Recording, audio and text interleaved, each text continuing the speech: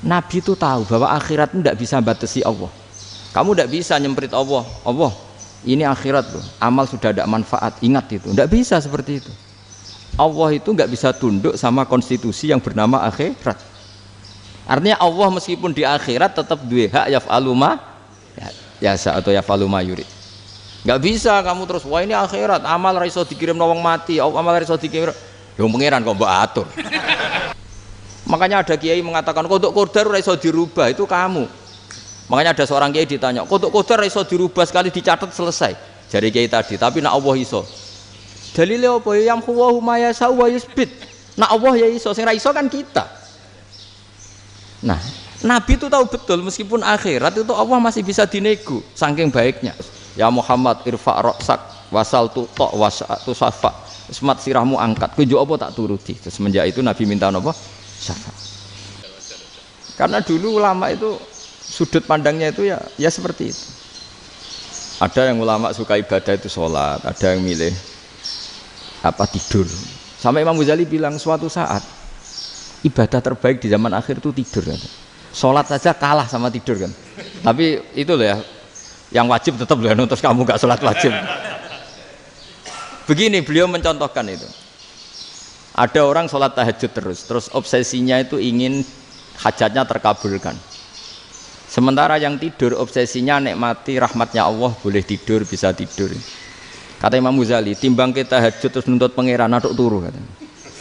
Mergo engko di akibat terus setan memberi bisikan, lho nyatanya kamu tahajud ya gak terkabul, berarti cerita bahwa Nabi ngendikan kalau doa tahajud mustajab enggak. Daripada ngono ki aduk turu ora tau ndonga. Timbang ngabri-abri Islam timbang ngelek-ngelekin apa? Islam. Jadi ulama itu mulai dulu itu sudah berpikir. Banyak orang menjadikan tahajud sholat malam itu media untuk hajatnya. Dan kalau nggak kesampaian ini mutung. Nyalahkan kiainya ijazah ramandi. Macam. Daripada ngono ora usah apa? Tahajud turu. Dan jenis kayak ini tuh banyak. Makanya ulama kayak saya itu saenake dhewe itu ya jarak. Saya sering didolani muhibbin terus bilang Gus saya doakan gini-gini saya mau nyalon bupati atau saya gini. Saya bilang gak waduh orang dongo, nak ramandi darani ulama dongane ramandi. Nak mandi kamu jadi bupati tetap nganggep karena beli. Sopo sing ora roh bupati saya gak beli. Ribet kan? Ketika mereka jadi ngunsurkan doa kamu apa karena kemarin beli? Yang beli maksudnya nggak beli nggak usah tersinggung. Jadi ribet ngadepin. Nggak artinya gini loh, boyo doa itu jangan dipakai begitu loh. Kalau minta nasihat tak nasihati, jadi bupati yang baik, gubernur yang kalau minta doa itu resikonya. Akhirnya kiai kalau diminta doa ya doa sebenarnya diisinya itu nggak doa kemenangan. Selamat. Itu nggak selamat gitu. Karena ribet. Makanya Islam itu doa itu setelah iman. Aturan iman benar baru doa. Aturan iman benar termasuk Allah itu yaf'alu ma yasha, boleh melakukan yang dikehendaki. Allah enggak boleh terdikte oleh doa kita, enggak boleh. Ya saya ulang lagi ya, mazhab Hasan Asyadzili ini khas kita. Jadi la ilaha illallah itu didahulukan sebelum istighfar. Tapi kebalikannya mazhab Imam Sanusi itu dibalik. La ilaha illallah itu kalimat yang sakral. Karena yang sakral dibutuhkan muqaddimah, yaitu yang melafadzkan harus yang sudah bersih, yang sudah steril baru melafadzkan la ilaha illallah. Maka dalam mazhab Sanusiyah istighfar dulu baru la ilaha illallah.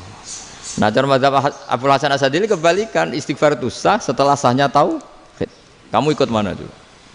Asyadzili apa Sanusiyah? Alhamdulillah sama-sama tidak paham ya sudah. Akhirnya sudah. Ya saya nggak kemana-mana kan gitu. Jadi apa ya?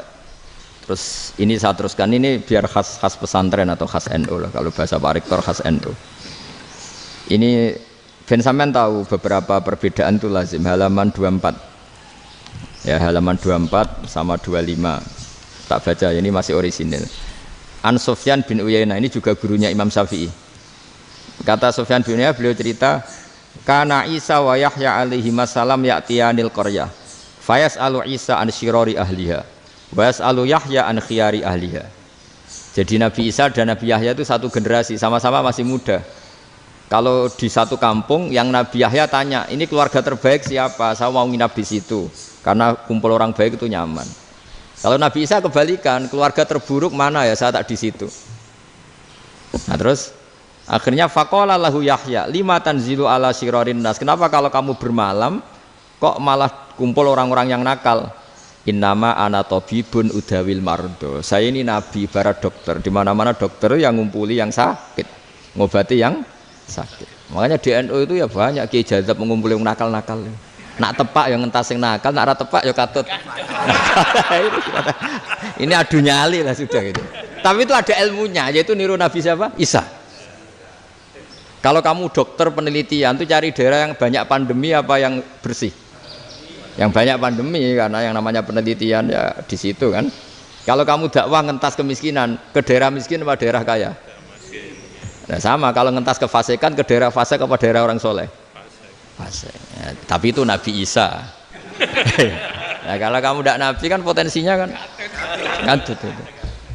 Tapi setidaknya bahwa kita sering disalahkan karena punya beberapa tokoh yang ngancani fasik-fasik, itu sebenarnya ada dalilnya, yaitu Nabi siapa? Isa. Nah terus masalah tegas dan lunak. Ketika ada mahasiswa misalnya pacaran, boncengan lanang dan perempuan, itu pilihan kita apa? Kalau tegas, terus gak mau mendengar kita. Misalnya gini contoh gampang, tak beri contoh Pak D. Jangan orang tua, nanti secara fikih itu beda. Nah ini kan kita orang pesantren, biasa ngaji fikih detail. Kamu Pak D seorang perempuan, mahasiswi misalnya, sering pacaran. Setiap ke situ sama pacarnya kamu diam saja. Padahal kamu dosen keislaman. Mesti pamanaan kamu nyimpulkan, ternyata pacaran itu tidak apa-apa. Buktinya Pak D itu tidak negur, menengahi. Ini berarti as-sukut alal mungkar. Tapi kebalikannya, Pak D ini terkenal keras. Nak rono mesti radaku ponaan. Akhirnya yura rono. Mesti ngerti nak mesti diamuk. Nah, dua orang ini sama-sama gagal kan? Yang lunak menjadikan ponakannya pacaran terus karena enggak negur sehingga dikira membolehkan. Sing keras juga enggak sempat bina wong rono era wani. Akhirnya dua orang ini sama-sama enggak ketemu, sama-sama enggak berkesempatan membina kan? Gagal membina kan? Karena yang keras ponakannya enggak pernah situ, berarti enggak bisa bina kan? Yang lunak membiarkan berarti juga ada bina. Nah, Islam itu antara dua itu. Ya agak terlalu lunak, nggak terlalu keras. Karena kalau terlalu keras, misalnya ada kiai terlalu keras, lu masyarakat mau tanya itu gimana? Lari kan? Lu saya ini punya pengalaman pribadi. Saya ini kan kecelok orang alim. Itu kalau pernah ya saya itu berusaha ya pokoknya ya umumnya orang alim lah, tenang terus anteng, nggak gejlok-gejlokan. Itu nggak ada yang tanya. Saya mimpi ketemu beberapa ulama itu disalahkan. Terus umat saya kalau mau tanya itu ke siapa? Wong alim wis wibawa, meneng tambah banget wibawane. Bala Quran sering gojlok rektor macam-macam. Terus wong wanita kok, saya biasa ke pasar pandangan dicegot orang. Gus, putri saya itu sering keluar darah tapi melebihi batas haid gini-gini. Kalau badhe sowan jenengan, gak usah sowan ning kene mbek ngadeg-ngadegan. Terus tanya, yang haid berapa hari, Gus? Ya supaya rudat ilal adat. Adat sebelum dia punya penyakit istihadah itu berapa? 6 hari ya sudah, kembali 6 hari lainnya mustahadah, tetap sholat, tetap normal. Tapi kalau saya wibawa, moro pasar gue tasbih seduwilu. Iku mesti wong salaman njaluk donga yakin. Tapi baru kayak rada uraan ketemu wong-wong, dol pening ndi? Mak pening ndi? Gus beneran Gus ketemu jenengan kula wingi badhe tua kok. Akhirnya tanya. Dadi uraanku iku amdan. Lha nek sampean asli, iki asli uraan. Karena ndak uraan lah tetap ndak wibawa kan. Jadi baru kayak uraan itu ya banyak. Saya itu kalau ngantor di Jogja itu banyak orang yang tanya. Ya biasa tuh tanya macam-macam. Karena saya uraan. Ke pasar ya orang, bahkan di bis sering ketemu orang. Wah beneran Gus kalau badhe sowan jenengan badhe tanya ini. Ya sudah di sini aja. Jadi semua itu diilmoni.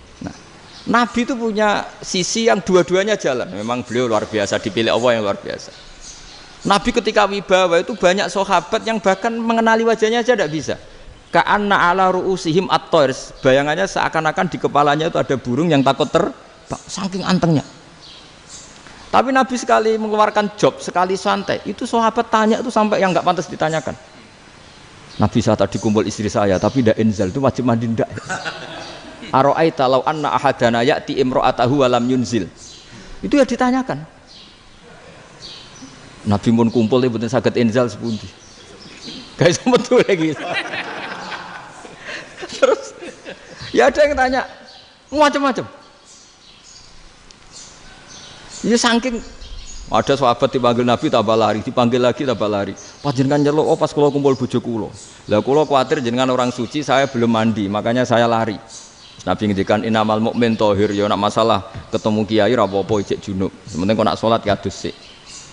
Tapi Nabi sekali pakai madzahirul jalal, tapi pakai wibawanya, itu orang nggak berani ngomong. Tapi sekali Nabi rileks, itu orang bisa tanya apa saja, termasuk halal yang nggak pantas. Lalu ada sahabat itu tanya lucu, tanya Maimunah. Maimunah itu ya cantik tapi sudah agak tua lah. Maimunah, ya umal mukminin, hukumnya ngambung bojo pas Ramadan ubi. Wah gak roh aku, gak tahu diambung kan Nabi pas Ramadan. Tanya Saudah, malah orang-orang diambung kalau Saudah itu kan istuwa itu. Lucunya istrinya dia jawab, tanya Aisyah yang mungkin Nabi, iya yang mungkin tanya Aisyah. Itu yang usul ya istrinya Nabi Maimunah. Selalu Aisyah, tanya be Aisyah. Ya Amirul ya umal mukminin gini-gini. Aisyah yang cantik masih perawan kan. Qabbalani Rasulullah bahwa oh Nabi biasa ngambung-ngambung pas Ramadan dan beliau tetap puasa. Akhirnya fakih ngarang kan wa takbil fi Ramadan wa tublah la tubtilu shauma ngambung ora. Iku ya udah biasa dhisik. Ya nasib bojone ayu. Ndak ini artinya seasik itu gitu. Jadi garwane Nabi sing ngrasa rodok tuwa. Wah, aku ora tahu. Kok Aisyah. Serilek itu dulu itu. Maksudnya orang-orang Islam pertentangan itu. Maksudnya ini ya balik semua ini bedanya orang pesantren sama orang kampus. Kalau orang kampus mau cerita agama itu rahmatan lil alamin, tapi nyontokno rileke ora iso. Agama itu rilek, tapi nyontokno rileke ora iso. Mergo ya rapati ngaji. Contohnya ora iso, dadi mau gawe kaidah kok Islam itu rahmatan. Jadi Nabi itu lah, Allah juga gitu. Allah itu kalau sudah memperlihatkan madzahirul jalal, itu mbok malaikat Jibril rawani. Ketika Allah dengan madzahirul jalal. Tapi kalau Allah dengan madzahirul jamal, madzahirul apa? Jamal. Iku ya gojol-gojol kan sampai makhluke gojol. Ya buli-bulian cara sakniki. Ya sampean delok ning hadis syafaat itu, akhiru man dakhalal jannah atau akhiru man kharaja minan nar, itu di beberapa judul.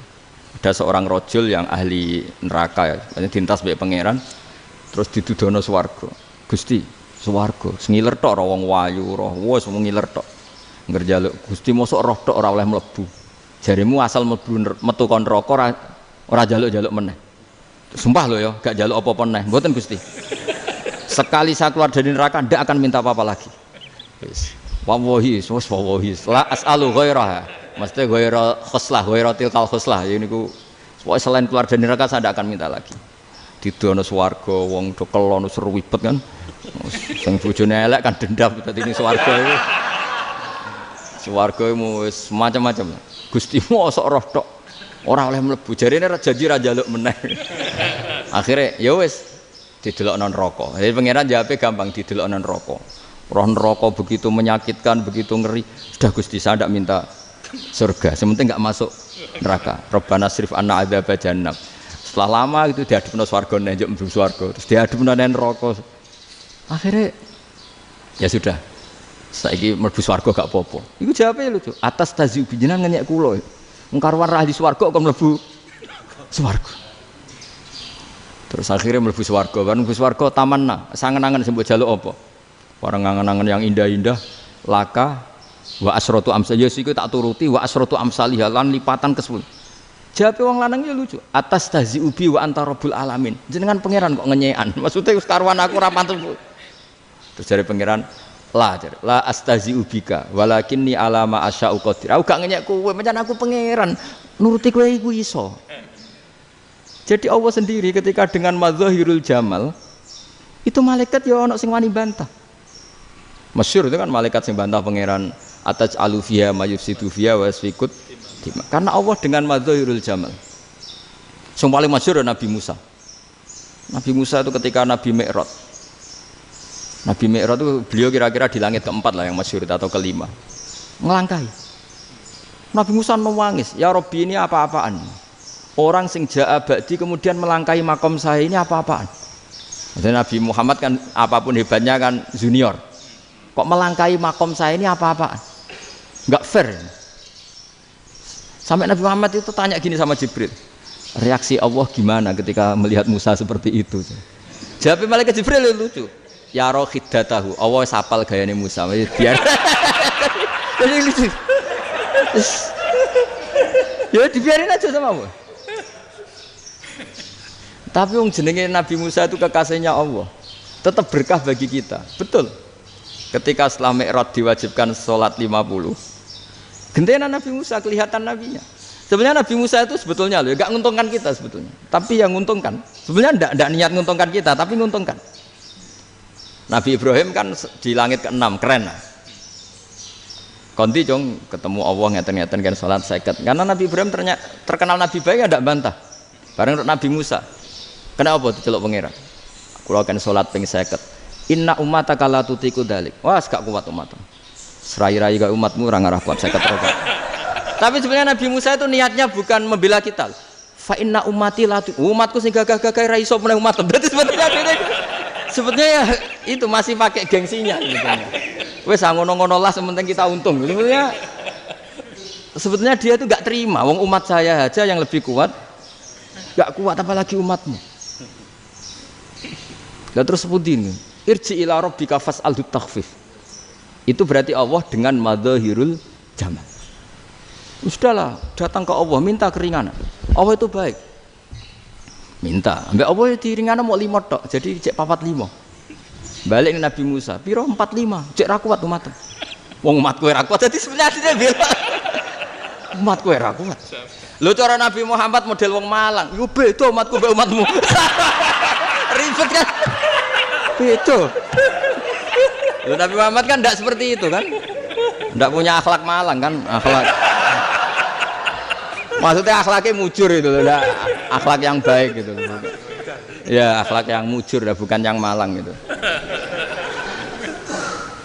Jadi Nabi ya manut. Tinggal 40 kan, dikurangi lagi 35 sampai 9 kali kan, masyhur itu. Ya kan kalau dikurangi 55 kan berarti turun naik kan 9 kali. Itu setelah 5 itu Nabi Musa cek usul masih ragu. Itu cara Nabi munggah nentek. Ini entek ya. Terus iya doa tuntas betul. Sebebas. Terus munggah ado-ado lha opo. Ngapain itu? Akhirnya Nabi Muhammad sudah sampun ya kalimah Allah, saya ini malu sama Allah Musa. Sudah 9 kali dan diturutin terus. Jadi Allah kalau dengan madzahirul jamal itu Nabi Musa biasa nego sama Allah. Tapi ketika Allah dengan madzahirul jalal itu Nabi Musa enggak berani. Yaitu di hadis syafa'ah. Hadis syafa'ah ketika manusia datang ke Nabi Adam, ya tuna Adam.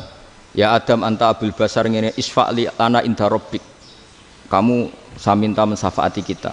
Nabi Musa, Nabi Adam inna rabbi qad ghadibal yawma ghadaban lam yaghdab qablahu mislah wa la yaghdab ba'dahu mislah. Ini Allah sedang murka besar dan tidak akan murka seperti ini lagi. Sudah saya tidak berani, nafsi. Nabi Ibrahim enggak, termasuk Nabi Musa ketika di itu ya enggak berani. Karena Allah dengan madzahirul jalal. Itu Nabi Musa enggak berani. Sudah saya sendiri itu pernah salah. Yaitu saya membunuh seseorang yang enggak disuruh oleh Allah membunuh itu. Yang pas jotosi orang Kipti. Akhirnya datang ke Nabi Muhammad. Pas ke Nabi Muhammad, Allah dengan madzahirul jamal. Apa dengan madzahirul jamal sampai Kanjeng Nabi ngendikan analah saya akan memintakan syafaat kalian. Terus fa ahmadu rabbi bima hamida allamaniha rabbi. Saya muji Allah dengan pujian-pujian yang orang lain tidak tahu, hanya saya yang diajari, kata Rasulullah.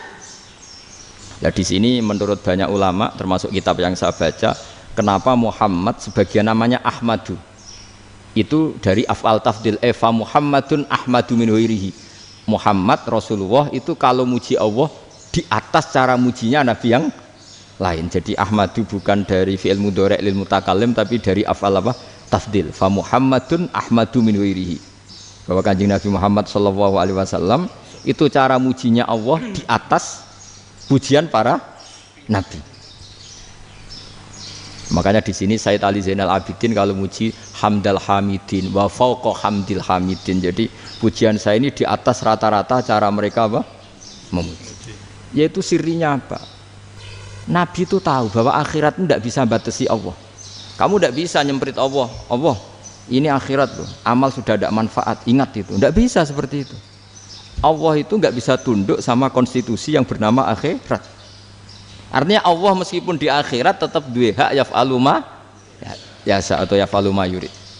Nggak bisa kamu terus wah ini akhirat amal ra iso dikirim wong mati, amal ra iso dikirim. Yang pangeran kok mbok atur. Kalau kita yang mengirimkan tidak bisa, tapi kalau Allah tetap bisa. Makanya ada kiai mengatakan kodok qadar ra iso dirubah, itu kamu. Makanya ada seorang kiai ditanya, kodok qadar ra iso dirubah sekali dicatat selesai. Jari kiai tadi, tapi nak Allah iso. Dalile apa ya yamhu ma yasha wa yusbit. Nak Allah ya iso, sing ra iso kan kita. Nah, Nabi itu tahu betul meskipun akhirat itu Allah masih bisa dinego saking baiknya. Akhirnya Nabi sujud, masyhur itu terus, ya Muhammad irfa' ra'sak wasal tuqa wasatu safa. Semat sirahmu angkat, kowe apa tak turuti. Terus semenjak itu Nabi minta apa? Syafa. Jadi makanya terus banyak GNU sing macam-macam lah. Sing ana sing potongane wedi terus hati-hati. Niku berarti makome Madzahirul Jalal.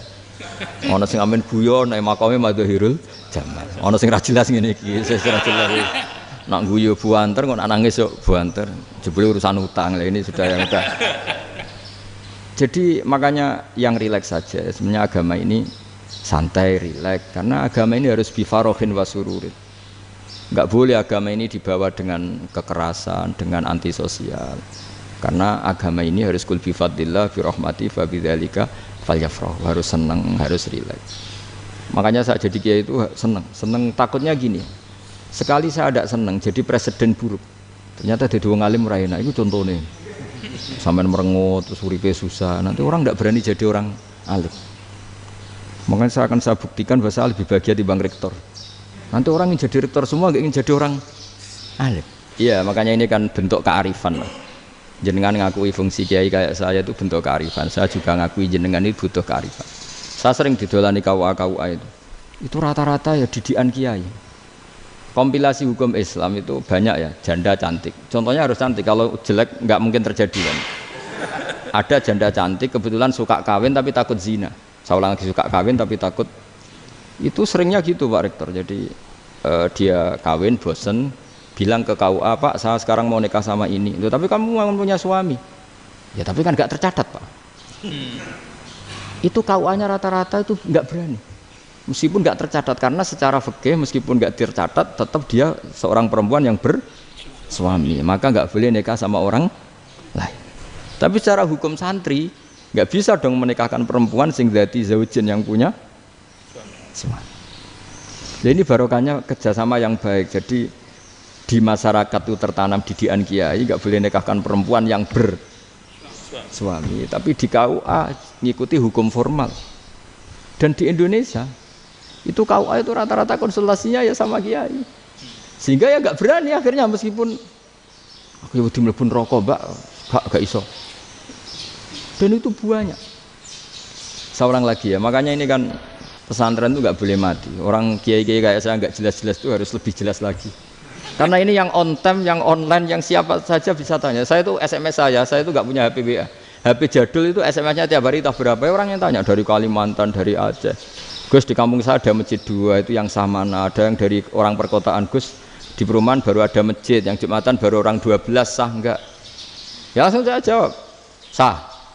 Dalilnya ini.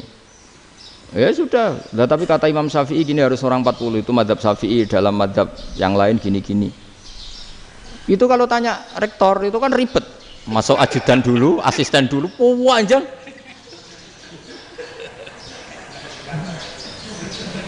Wah itu kan ribet kan. Manggil dosen dekan VAI dipanggil, dekan VAI nggak mau langsung jawab, cari dosen yang nekuni itu. Usul fikih saya nekuni itu baru seminar, nunggu dulu mbak ini orangnya baru. Panjang ya. Bisa tutup Islam kalau kesuwen. Coba kalau tanya kiai kan enggak ketemu di jalan. Dulu Mbah Zubair kata Mbah Mun, saya termasuk santri yang diapresiasi Mbah Mun. Dhisik Mbah Zubair yang ngono, anak nong takok pesowan gak oleh. Gak takok ning kene. Jangan biasa ditanya orang ngadeg-adegan. Ya alhamdulillah ilmunya cukup, kalau gak cukup ya kok sik. Jadi sebetulnya orang sopan itu ya agak-agak ada yang ditutupi sebetulnya. Mboten prayogi teng dalan nginjang mawon matur. Ya sebetulnya sebenarnya memang ilmunya agak cukup gitu. Tapi itu sebenarnya secara fikih itu haram, menunda itu haram. Ya haram tuh, coba bayangkan ya, kalau tanyanya sekarang, Gus saya ini sudah keluar darah 1 bulan penuh, padahal normalnya hanya 6 hari. Saya nanti sholat enggak? Kalau nginjang mawon dugi kula, berarti kan hari ini belum ada keputusan. Sholat apa enggak kan? Tapi karena modus tadi, boten prayogi nggih ngendikan ngoten teng dalan nginjang tengen kula. Itu kemungkinannya 2, sopan atau goblok, itu saja. Kayaknya kalau sopan enggak lah. Kayaknya enggak lah kata. Karena secara fikih itu jelas haram. Bagaimana mungkin sesuatu yang harus dipraktekkan nanti duhur dijawab besok, berarti duhur, asar sampai subuh belum ada jawaban, berarti enggak ada sholat kan? Makanya dibutuhkan orang-orang alim yang kultural seperti ini, dan NU menghormati kultural. Tapi Mbah Mun juga sangat menghormati Islam formal, karena tadi produk-produk formal itu bisa dilembagakan oleh negara, dan itu kita ikut untung gitu. Makanya Mbah Mun itu kalau punya tamu KUA, punya tamu polisi sampai pejabat itu. Kenapa saya contohkan KUA? Supaya jangan kira seperti pendapat orang-orang hasud, wah ya mesti aja disolani presiden seneng, menteri seneng. Enggak juga, sebenarnya semua kiai itu mulai KUA sampai polisi, polsek, polres itu seneng semua. Karena sama-sama diajak mengawal bangsa ini, diajak mengayomi semua masyarakat. Tapi kadang-kadang masyarakat ngeritiknya, jenenge kiai disolani menteri ya seneng, presiden. Padahal yang sowan kiai itu ya mulai KUA, Kapolsek, kepala desa, RT, mudin. Itu mudin kalau tanya ya lucu-lucu. Gus kalau nate nyembelih pitik kemanian, pitike go gede man. Akhirnya wis ngerti nak kemanian langsung tak sebelah meneh. Terusane ku sah ta ora. Ribet. Ya tak jawab, lah pitike pas iku jek urip ta ora? Terus urip Gus. Wis sah cara mazhab Malik jek urip. Karena itu ada perdebatan antara mazhab Malik dan mazhab Syafi'i. Nah, cara Imam Syafi'i itu agak ketat. Hewan yang punya kehidupan sudah mutharibah, misalnya ayam jago, contohnya harus jago, karena kalau ayam kecil diikhlaskan haram. Jadi yang cilik wae kan gitu. Fikih itu ya, fikihnya orang Indonesia itu pecundang. Kalau ayam kecil gak ditanyakan, mate ra wis. Kalau jago ditabrak truk kejet-kejet. Andai kan gak disembelih pun mesti mati. Itu cara mazhab Syafi'i itu haram. Karena penyembelihan ini tidak menjadi penyebab kematian, tapi memang karena kecelakaan tadi. Tapi cara mazhab Imam Malik enggak. Andai kan enggak disembelih, matinya kan 2 menit lagi atau 1 menit lagi. Andai kan enggak disembelih, berarti mati sekarang itu bawaan pisau apa bawaan kecelakaan? Ya sudah halal gitu caranya. Nah akhirnya ya saya bilang ya sudahlah kita semuanya Malik. Jadi cara debat, cara Imam Syafi'i enggak, cara berpikir itu sudah tidak kehidupan yang normal. Yang dimana-mana penyembelihan itu mematikan yang hidup normal. Jadi agak ketat. Sehingga dalam contoh kemanian, kalau dalam bahasa Jawa nyembelih agak sempurna terus pesonya jatuh atau apa itu, kalau pakai mazhab Syafi'i agak kesulitan. Jadi kalau mazhab Malik asal diselesaikan secara fauron, dan juga sebagian mazhab Syafi'i itu halal. Nah orang mesti tanya gitu, Gus, wedhusku tabrak truk, man Gus kejet-kejet. Tapi nak pitik cilik ra ditakokno. Makanya termasuk kritiknya Mbah Mun, tapi ini mazhabnya Mbah Mun ya. Kamu boleh ikut boleh ndak, karena ini urusan ndak penting. Dari wong-wong lucu, nak ditakoki yuyu muni haram mergo amfibi. Yuyu ngerti sampean? Yuyu nggih. Tapi nak ditakoki kepiting muni halal. Mergo nak yuyu haram gak eman, nak kepiting eman. Padahal alasannya coba, kenapa yuyu haram? Karena amfibi kan, bisa di air. Pertanyaannya, kepiting seperti itu ndak? Nah, tapi kepiting kalau haram kan eman. Karena besar kan. Kalau yuyu silahkan haram kan gitu. Artinya apa? Fikih kita ini agak-agak pecundang gitu, agak-agak pertimbangan. Iya, ini lucu kan? Kualitatif. Coba alasannya yuyu haram karena apa? Amfibi kan? Hidup dua alam. Pertanyaannya kepiting seperti itu enggak? Iya. Iya, kenapa kalau orang tanya, yuyu haram apa halal? Rata-rata jawab haram. Tapi kalau kepiting mulai khilaf. Loh mestinya kan sama kan? Lah itu Karena unsur imannya. iya tadi. Saya juga sering melihat tonggo-tonggo itu. Ayam cuwilik samene ketabrak truk, enggak ada yang tanya. Tapi saya pernah jalan-jalan di Narukan sini, ono jago ketabrak, sing duwe langsung marani kula pas saya naik motor. Gus ini halal apa haram? Nak langsung kula sebelah halal apa haram? Wis kanggo kowe halal ya halal. Karena saya tahu tak jawab haram mesti kecewa itu. Aduh, akhirnya kiai ini beratnya kan. Ya akhirnya ya saya setelah itu Fatihah Imam Syafi'i ngapunten umat kula tuh nu rahasia madzhab jenengan tuh ndak siap. Untuk masalah ini tidak sama. Iya kan akhirnya pakai madzhabnya Imam Malik tadi. Ya tak Fatihah Imam Syafi'i ini mboten niat nglawan jenengan. Tapi ngobati tiang eman. Mergo pitike besar itu. Jadi ini kan ceritanya itu makanya yang rileks saja lah bahwa Islam ini yang rileks, yang menyenangkan karena ya agama ini harus menyenangkan. Raditu billahi robba. Raditu itu seneng banget, ridho itu puas. Enggak boleh beragama pertuntungan terus emosinan, ya marem atau raditu itu marem jadi yang nyaman. Ya saya kira demikian. Assalamualaikum warahmatullahi wabarakatuh.